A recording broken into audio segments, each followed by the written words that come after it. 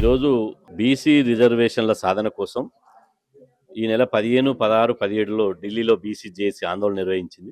ఆందోళన ఫలితంగా కేంద్ర మంత్రివర్యులు వీరేంద్ర కుమార్ గారు పిలిచి చర్చించడం జరిగింది.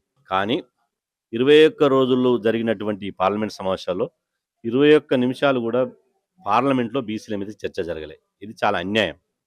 కాబట్టి ఖచ్చితంగా ఇవాళ అడగాల్సినటువంటి కాంగ్రెస్ ప్రభుత్వం అడగలేదు, చేయాల్సిన బీజేపీ ప్రభుత్వం చేయలేదు. అడగాల్సిన సందర్భంలో ఒకవైపు పార్లమెంటు శీతాకాల సమావేశాలు నడుస్తాయి. అడగాల్సిన బాధ్యత ఉన్న రాహుల్ గాంధీ విదేశీ టూర్లు ఉంటాడు. చేయాల్సిన బాధ్యత ఉన్న ప్రధానమంత్రి విదేశీ టూర్లు ఉంటారు. ఇవాళ పార్లమెంట్ సమావేశాలు మీరు విదేశీ టూర్లు ఉన్నట్టయితే పార్లమెంట్ సమావేశాలు ఎందుకు పెట్టారు? ఇవాళ 100 కోట్ల రూపాయల ప్రజాధనాన్ని వెచ్చించి పార్లమెంట్ సమావేశాలు జరిగింది ఎవరి కోసం? మీ పార్టీల కోసమా, ప్రజల కోసమా? ప్రజల కోసం పార్లమెంట్ సమావేశాలు జరగాలి. కానీ పార్టీల అస్తిత్వాల కోసం, పార్టీల యొక్క మనుగడ కోసం పార్లమెంట్ సమావేశాలు జరిగింది.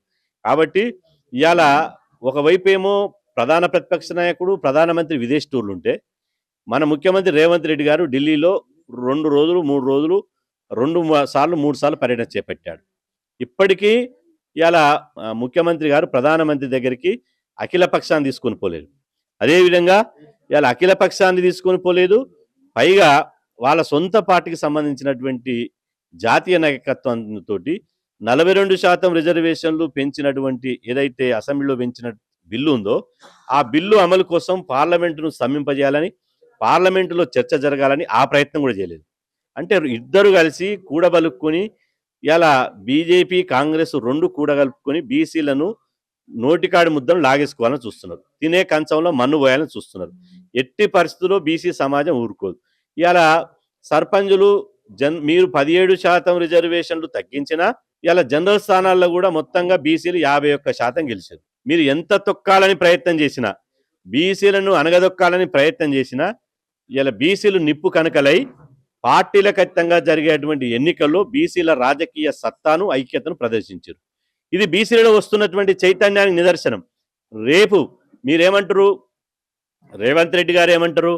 మా కాంగ్రెస్ పార్టీ 66% గెలిచిరని ఆయన జబ్బలు జరుచుకుంటారు. కేటీఆర్ గారు మేము 44% గెలిచినామని ఆయన జబ్బలు జరుచుకుంటారు. మేము 700 సర్పంచ్ సీట్లు గెలిచినామని రామచంద్రరావు జబ్బలు జరుచుకుంటారు. ఈ పార్టీల సింబల్ మీద జరిగిన ఎన్నికలు కావు. మీరు ఒకసారి గ్రామీణ ప్రాంతంలో పోయి చూడండి, ఎంత విచిత్రంగా జరిగిన ఎన్నికలు అంటే, కాంగ్రెస్ బీజేపీ పొత్తు పెట్టుకున్నాయి, బీజేపీ కమ్యూనిస్టులు పొత్తు పెట్టుకున్నారు, వీళ్ళు పొత్తులని అనేక మంది పొత్తులు పెట్టుకున్నారు. ఈ వ్యక్తిగతంగా జరిగినటువంటి ఎన్నికలు మాత్రమే. దీనికి పార్టీ సింబల్తో జరిగినటువంటి ఎన్నికలు కావు. కాబట్టి ఖచ్చితంగా ఇవాళ ఈ గెలుపు పార్టీల గెలుపు కాదు, ఈ గెలుపు బీసీల గెలుపుగా మేము భావిస్తున్నాం.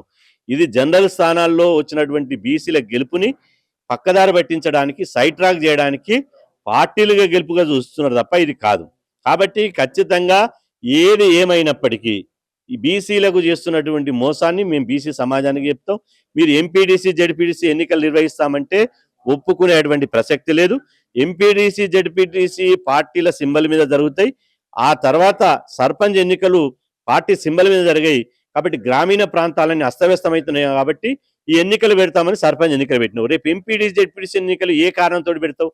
ఎంపీడీసీ, జెడ్పీడీసీల వల్ల నాయకత్వం పెరుగుడే తప్ప పెద్దగా ప్రయోజనం ఏముండదు. కాబట్టి ఇవాళ ఎంపీడీసీ, జెడ్పీడీసీ ఎన్నికలు మీకు చిత్తశుద్ధి ఉంటే 42% రిజర్వేషన్ అమలు జరిగిన తర్వాతనే జెడ్పీడీసీ ఎన్నికలు పెట్టాలి. లేకపోతే మాత్రం మిమ్మల్ని వదిలే ప్రసక్తి లేదు.